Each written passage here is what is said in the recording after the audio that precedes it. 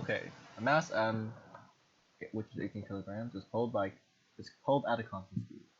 The rope is inclined at 20 degrees above the horizontal, and the mass moves a distance of 20 m on the horizontal surface. The coefficient of kinetic friction is 0.5. So let's first of all draw a free body diagram for this, right? To sort of understand intuitively what all of this actually means, right? So let's say, so it's being pulled on a horizontal surface, so that we can draw a horizontal surface just like this, right? And we have some mass right here, that's 18 kilograms. Let's call this M, right? It's being pulled above the horizontal surface at a 20-degree angle. That's more than 20 degrees, right? At a 20-degree angle, right?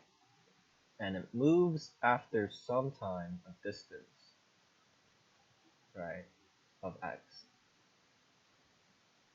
right? So, I mean, here, I feel like we just represent this here because I really don't want to use up all the space. Okay, so it moves about 20 meters, right, 18 kilograms. It's still moving at a constant speed. Momoa! Sorry, that's small. Anyways, right, so we know that there's a force of friction.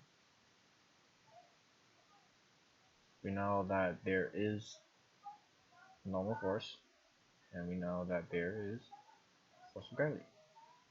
Force due to gravity, which is just mg. Okay. So we know. So what is the tension on the rope? Well, let's find both the y and x vectors. Right. So we know the total force in the y direction is what? Right. Let's look at normal force is positive. Right? It's in the upward direction, positive. Let's call this F. Right? F is just the same as tension, really. Right. So we know it moves the upward direction of F sine theta. Theta is just 20 degrees, but I'm just going to solve it algebraically first. And we have a downwards direction force too. It's negative mg, because it's going downwards, it's negative. This entire thing is just equal to 0. So what about the, I'm try using a different color, I haven't tried that much. So what about the x component, right? F of x is equal to what? So we know that there's a forward force, which is F cosine theta minus the force of friction, right? So we know that the force of friction, right? The total force of friction. The total force of friction is UK, right? Subscript K is talking about kinetic friction times the normal force. That's just all it means, right? So minus the total F value, which is this. So you're pretty much just getting UK times normal force. Okay, so how do you solve force from this? Well, let's solve for n on both sides, right? The one common factor both of these equations have is the n value. So for this one, n is just equal to mg minus f sine theta. And the n value for here is, n is, oh, let me use a different color, or purple. So we know n for this one is just, this is just equal to 0 as well. So we know this is a, if you solve it out, you'll get a value of f cosine theta divided by UK. Now you can set these two equations equal to each other, right? You're gonna get f cosine theta divided by the coefficient of friction equals to this value right here, which is mg minus f sine theta.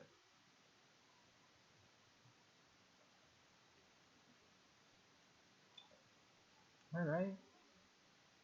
Yeah, no, I'm right. Anyways, let's solve for what f is. Well, in order to do that, what I can do is I'm going to add f sine on both sides, so you're gonna get f sine theta plus f cosine theta, divided by the coefficient of friction equals to mg. Am I doing this right? I have no idea actually. Well, it's not that I don't have any idea. Yeah, no. Okay. So what you want to do right now is multiply UK on both sides. So we multiply UK on both sides. We're gonna get UK f sine theta UK plus f cosine theta times mg UK, right? So you can factor out f. So you're gonna get f times UK sine theta plus cosine theta equals to mgu UK. So you can just divide this on both sides. You're going to get f equals to mg UK divided by UK sine theta plus cosine theta. Okay, well, that was a lot of work. I'm going to actually just take this entire value and just bring it back up here so we can all see. Plug it in here or something. Actually, just move this whole thing right up there. So let's just plug in the values. Actually, let's just take this, switch a new layer.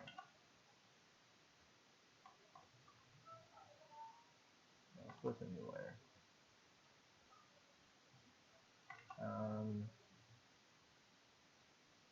I have no idea actually. Okay, so let's just plug in the values for this, right? So to solve for what f is, right? So we know that m is just 18 kilograms, right? 18 kilograms times gravity, 9.81 meters per second squared, times the coefficient of friction, 0.5, divided by the coefficient of friction, once again, times sine of 20 degrees, right? Of 20 degrees plus cosine of 20 degrees. And the answer you'll get for this is actually just F equals to 79.4 newtons, which is the same as tension. So we solve for what F is.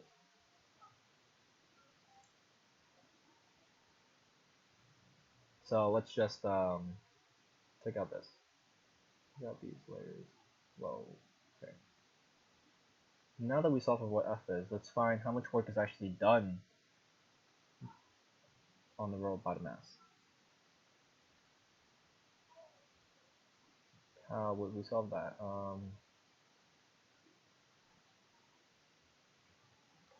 So we know the work done by the robot mass. So the work is actually just this value, right? F times, well, work is F cosine theta and change in x, right? So we know the value for F. Cosine of 20 degrees times 20 meters, right? 20 meters. What's F again? F is just 79.4 newtons. If you solve this out,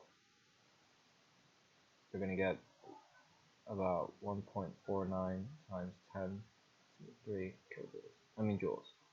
10 to the 3 kilojoules, which is just 1.49 kilojoules. How would you solve for energy due to friction? Okay, I'm running out of space. Okay, maybe well, I'm definitely getting better at organizing this. Maybe in the future. What is the work due to? What is the energy lost due to friction? Lost, not lose due to friction. Well, you know that work is just, once again, work is just force times cosine theta times g next. So what's the force of friction? So we know the force of friction is just let me write up here. What's friction? It's just the coefficient of friction times the normal force, right? But what exactly is normal force?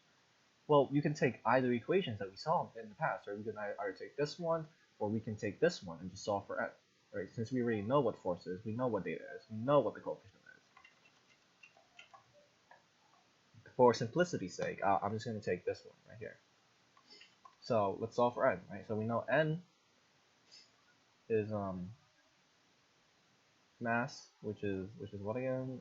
18 kilograms, I think. Yeah, 18 kilograms times 9.81 meters per second squared minus F, right? F minus 79.4 newtons times cosine of 20, right? Okay, and n would just come out to be a value of